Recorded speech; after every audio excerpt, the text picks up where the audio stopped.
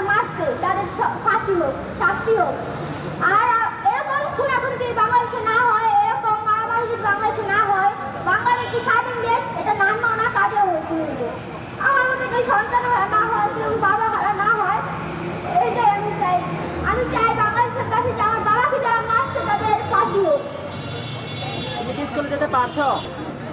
আমি সন্ত্রাস মুক্ত বাংলাদেশ চাই। এই যে মানে জায়গায় জায়গায় ধর্ষণ, ফাঁসি, চাঁদাবাজি কত কিছু হচ্ছে, এরকম যদি আর না হয়, এত টর্চার যদি না হয় বাংলাদেশের উপরে, বাংলাদেশের জনগণের উপরে, মানে আমরা আমার বাবার বিচারটা যদি সঠিকভাবে করে, তাহলে আরেকজন যদি এরকম খারাপ কাজ করতে থাকে সন্ত্রাসটা ভয় পাইব, একশোবার ভাববো যে মারছিল পর তার এরকম বিচার হচ্ছে, আমাদের যদি এরকম ফাঁসি হয় তাই ভয়ে তারা করবো না। এটা সুন্দর একটা বাংলাদেশ, স্বাধীনতা বাংলাদেশ হবে, এটা আমার কথা।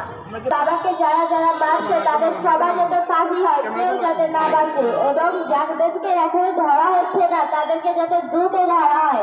এজাহারে যাদের নাম নেই, চারজনকে যে বাদ দেওয়া হয়েছে চারজনকে যাতে এজাহারে যুক্ত করা হয়।